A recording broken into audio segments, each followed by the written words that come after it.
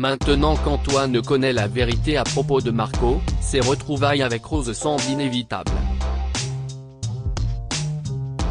Vanessa Demouy nous en dit plus sur cette relation, sur le possible retour de Valérie, et sur l'attachement du public pour son personnage. Allociné, après des intrigues plutôt dures à vos débuts dans Demain nous appartient, entre l'Arche avec Raphaël, la perte du bébé de Rose, ou l'intrigue autour du petit César, vous avez enfin droit à des histoires plus légères, plus drôles, et plus romantiques depuis l'arrivée de Frédéric Diefenthal dans la peau d'Antoine. Vous êtes heureuse de cette évolution ? Vanessa Demouy, oui, bien sûr. Rose a vécu des choses pas très gaies, même si ça ne se passe pas très bien avec Antoine Myriel, on voit enfin une Rose qui reprend les rênes de sa vie, qui est un peu girl power. Elle a appris, elle a compris, et maintenant elle dit stop. Donc on a une femme qui s'émancipe. Émotionnellement et psychologiquement. Et qui reprend du poil de la bête, dans tous les sens du terme. Et je trouve ça assez émouvant. C'était une demande de votre part d'aller davantage vers le registre de la comédie ? La comédie CIST, un registre qui me tient particulièrement à cœur car j'ai fait 12 ans de théâtre durant lesquels je ne jouais que dans des comédies. CIST, un rythme que j'aime. J'adore faire rire les gens. Le rire CIST, une baguette magique. J'aime beaucoup ça et je suis heureuse de voir que les auteurs mettent de plus en plus d'humour et de légèreté dans les épisodes. Même Ingrid, CIST, un registre dans lequel elle excelle et ça fait du bien d'aller vers ça aussi. CIST, un peu comme des petites bulles de champagne. Est-ce que vous vous connaissiez avec Frédéric Diefenthal avant de jouer ensemble dans la série ? Pas du tout. On ne se connaissait pas mais il tournait à 7 au printemps de l'année dernière une série pour M6, L'homme que j'ai condamné, note de la rédaction, et on a fait quelques voyages ensemble en TGV durant lesquels il s'est bien gardé de me dire qu'il allait rejoindre la série, rire. Il me posait plein de questions et j'ai découvert très surprise quelques temps plus tard qu'il arrivait dans Demain nous appartient. Heureusement que je n'aille pas dit de bêtises, rire. Il y a une vraie alchimie palpable entre vous deux à l'écran. Ça a tout de suite matché lors de vos premiers jours de tournage ensemble.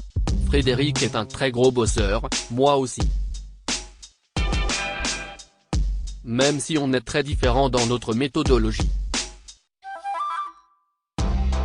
Et notre énergie fonctionne bien, on est très complémentaires, et si est vrai que tout le monde a l'air de trouver que ça marche bien à l'écran donc tant mieux.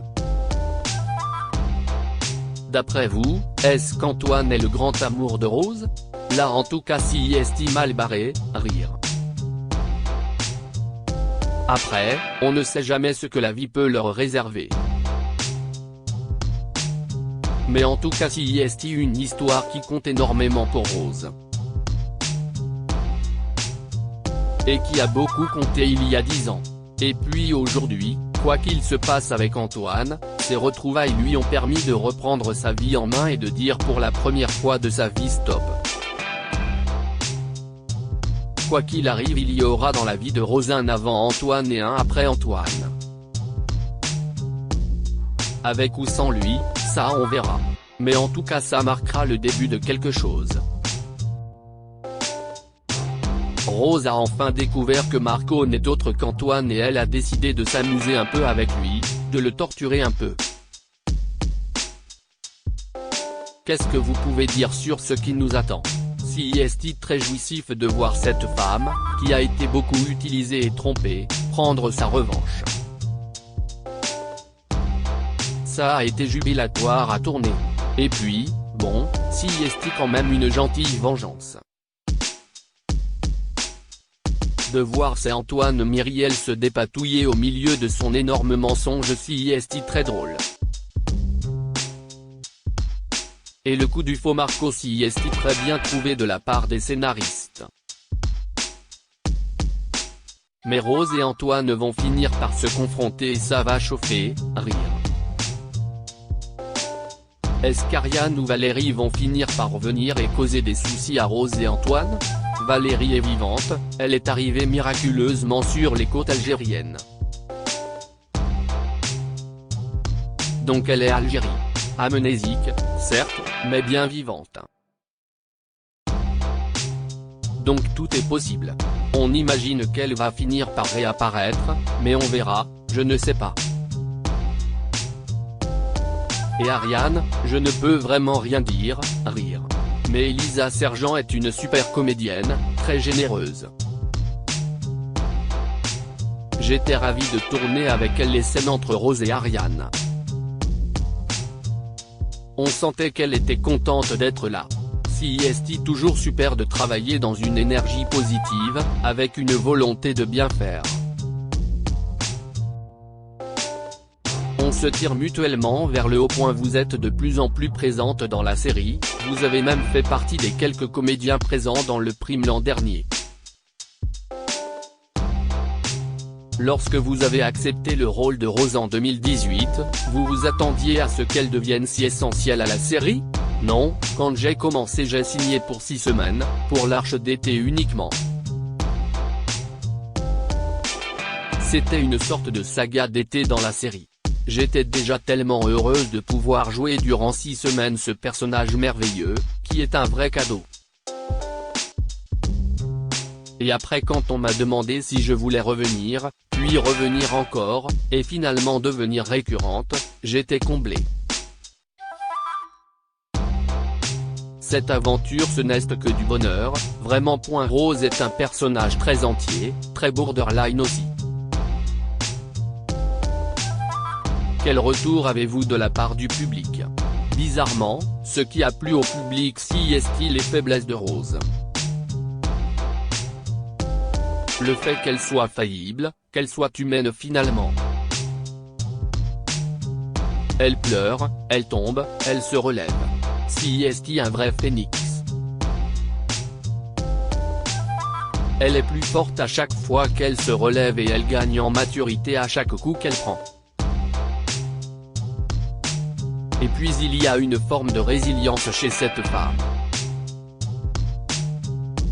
La voir évoluer et penser ses blessures, je pense que c'est ce qui a touché les gens. C'est une femme fragile et en même temps qui a une force de vie énorme. Je pense qu'il y a un côté rassurant de se dire que quelles que soient les embûches, on peut se relever et aller de l'avant. Rose est un personnage auquel plein de téléspectateurs s'identifient. J'ai reçu beaucoup de courriers dans lesquels des gens me disent que Rose leur a donné du courage. Des gens qui sont atteints de la même maladie qu'elle.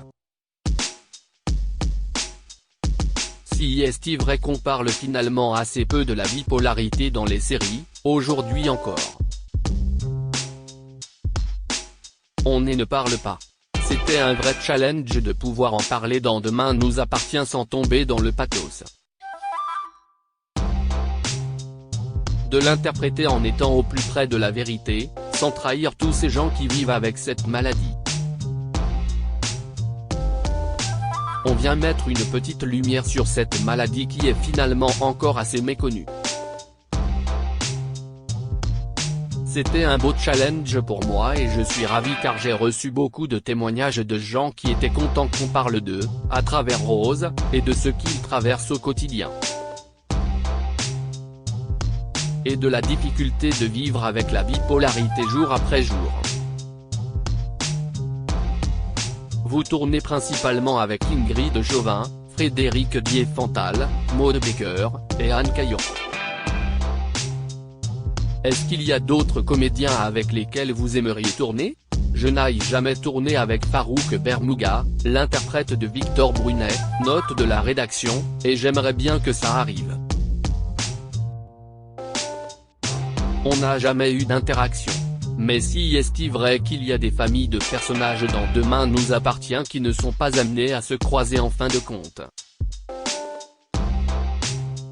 Julie Desbazac aussi, même si je crois que je vais bientôt tourner avec elle. Mais ce sera une séquence, ça va être hyper rapide. Rose est surtout liée au Delcourt et à Info 7, si est-il vrai. On sait que dans les SOA tout est possible. Martin est bien revenu d'entre les morts. Vous pensez qu'un jour Raphaël pourrait ressusciter ou revenir hanter Rose d'une manière ou d'une autre? Tout est possible, rire. On est dans de la fiction, donc tout est possible, vraiment. Ce serait un peu étrange, mais pourquoi pas. En tout cas ça s'était vraiment très bien passé avec Bruno Madinier à l'époque donc ce serait un plaisir de le retrouver. Plusieurs comédiens de Demain nous appartient se sont récemment illustrés dans d'autres fictions de la chaîne. On pense à Clément Rémien, à Maud Baker, ou à Solène Hébert qui tourne en ce moment Grand Hôtel. Est-ce que vous discutez d'autres projets avec TF1 en parallèle de la série? Oui, il y a des interactions, des ponts qui sont possibles en fonction des arches narratives. Si est pour Sakana est absente en ce moment notamment, cela offre un petit laps de temps à Maud Baker pour aller travailler ailleurs. On a cette chance-là. De pouvoir travailler régulièrement et, en même temps, de pouvoir aller travailler sur autre chose en accord avec la production si on a un projet qui nous tient à cœur. Ils sont très arrangeants. J'ai la chance de recevoir pas mal de propositions mais il faut que ça rentre dans le planning et pour le moment c'est compliqué car j'ai des arches assez chargées en ce début d'année sur Demain nous appartient. De belles choses attendent Rose dans les prochains épisodes. Mais j'ai des projets qui pointent le bout de leur nez pour cet été, même s'il est encore trop tôt pour en parler. Vous savez, ça fait 30 ans que je fais ce métier et je commence à savoir que tant qu'on n'a pas entendu action, il peut se passer beaucoup de choses.